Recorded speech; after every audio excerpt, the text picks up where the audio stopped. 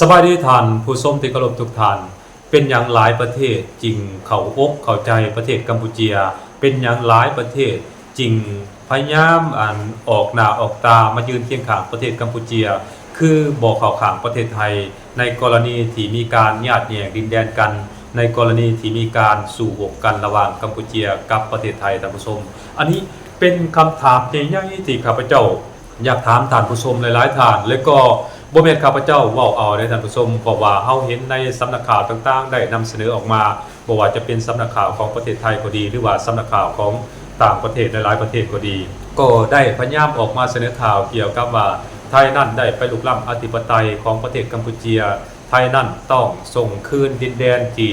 ไทยพยายามเข้าไปยึดครองเอาของกัมพูชีมาเป็นของตนเองและก็บรรดาประเทศที่พยายามออกมายืนเคียงบ่าเคียงไหลเคียงข้างประเทศกัมพูชีนั้นบ่แม่นประเทศน้อยได้ท่านผู้ชมล้วนแล้วแต่เป็นประเทศมหาอำนาจบ่ว่าจะเป็นประเทศญี่ปุ่นประเทศจีนประเทศสหรัฐอเมริกาฝรั่งและก็หลายๆประเทศในสหภาพยุโรปนั้นก็ล้วนแล้วแต่มายืนอยู่ทางข้างของประเทศกัมพูชีทั้งนั้นเพราะฉะนั้นข้าพเจ้าจึงเกิดมีคำถามขึ้นมาว่าแท้จริงแล้วระหว่างไทยกับกัมพูชีนั้นแม่นไผเป็นฝ่ายถือและก็แม่นไผเป็นฝ่ายผิดแม่นไผเป็นผู้ที่พยายามเข้าไปยึดครองเอาดินแดนของประเทศอื่นแม่นกัมพูชีบ่หรือว่าไทยบ่อันนี้เป็นคำถามที่ข้าพเจ้าก็พยายามตั้งขึ้นมาแล้วก็อยากรู้เลยนะว่าแท้จริงแล้วเนี่ยแม่นไผเป็นผู้ผิดกันแท้แต่ว่าเป็นที่น่าสังเกตว่าขนาดว่าองค์การสหประชาชาติและก็องค์การตุลาการศาลระหว่างประเทศนี้ก็ยังเข้าข้างประเทศกัมพูชีได้เนาะก็รับเอาเอกสารต่างๆที่ประเทศกัมพูชีนั้นได้ยื่นเสนอไป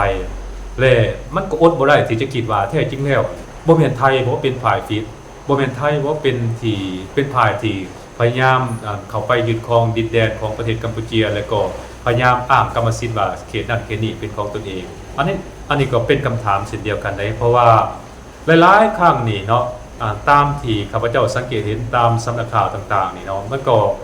คันเว้าเรื่องความถูกต้องของเอกสารนี่ระหว่างไทยกับกัมพูชีนี้ก็มีอ้างแผนที่คนละฉบับส่วนกัมพูชีนี้ก็มักจะอ้างการใช้แผนที่ในการปักปันเขตแดนระหว่างไทยกับกัมพูชีนั้นแผนที่ 200,000 เนาะ 200,000 สำหรับไทยนั้นต้องการใช้แผนที่มาตราส่วน1 ต่อ 50,000 นี่มันก็แตกต่างกันเนาะเพราะฉะนั้นมันจึงเห็นให้เกิดมีการคาดเคลื่อนในการปักปันปักลักไม้แสดงระหว่างไทยกับกัมพูชีแต่ว่าเป็นที่น่าสังเกตว่าในการแบ่งปันเขตแดนตอนฝรั่งปกครองนะแม่นกำหนดใช้แผนที่ในมาตราส่วน1 ส่วนต่อ 200,000 เนาะบ่แม่น1 ส่วนต่อ 50,000 ส่วนว่าแผนที่มาตราส่วน1 ส่วนต่อ 50,000 นั้นมันเป็นแผนที่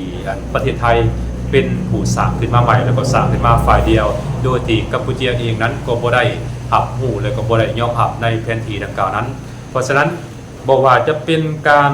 ปรึกษาหารือการประชุมอยู่ในยุคใดสมัยใดก็แล้วแต่กัมพูชีนั้นก็อ้างสิทธิ์และก็ยังยืนว่าจะนำใช้แผนที่มาตราส่วน1 ส่วน 200,000 นี้มาโดยตลอดและข้าพเจ้าก็คิดว่า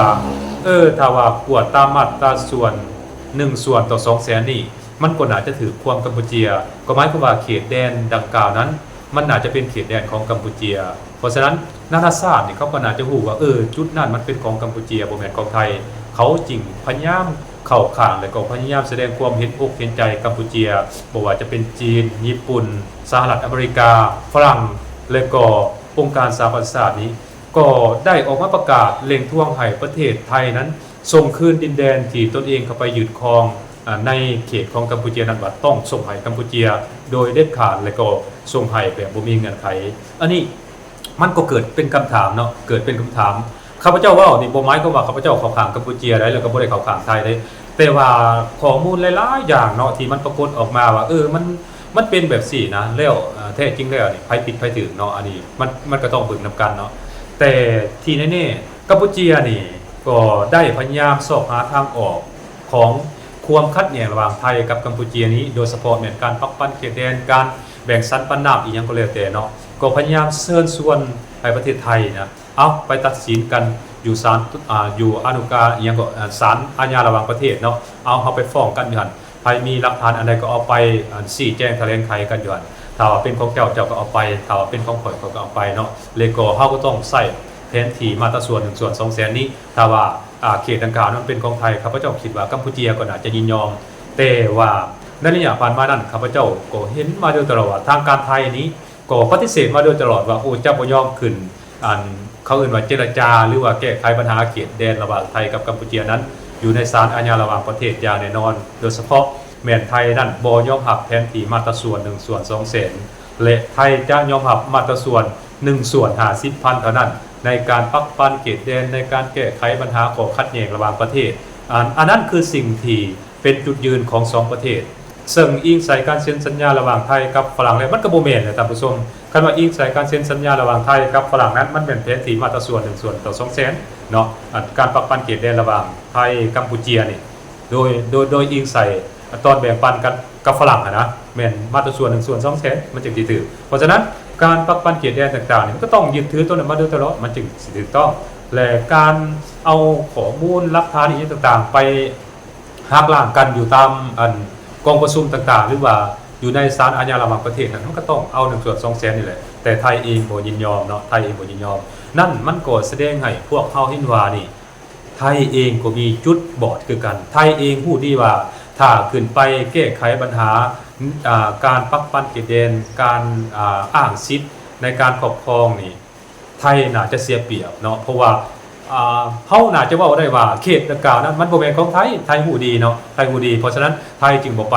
เพราะว่าขึ้นไปจังได๋ก็เสียเปรียบประเทศกัมพูชีอยู่ดีเนาะบ่มีทางที่จะชนะกัมพูชีได้เพราะฉะนั้น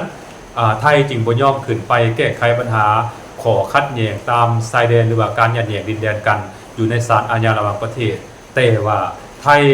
มักกล่าวอ้างและมักยังยืนมาโดยตลอดว่าไทยจะแก้ไขปัญหาเขตแดนระหว่างไทยกับกัมพูชีนั้นด้วยการปรึกษาหารือด้วยการประชุมกันแบบทวิภาคีคือ2ฝ่ายบ่ให้ศาลอาญาระหว่างประเทศหรือว่าบ่ให้ประเทศอื่นๆนั้นเข้ามาแทรกแซงการแก้ไขปัญหาระหว่าง2ประเทศนี้แต่อย่างใดอันนึง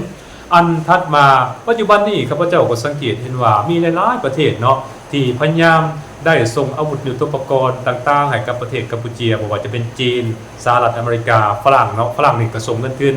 ญี่ปุ่นนี่ก็ส่งเงินทุนให้กับประเทศกัมพูชีแต่ว่าบ่ได้ส่งให้ไทย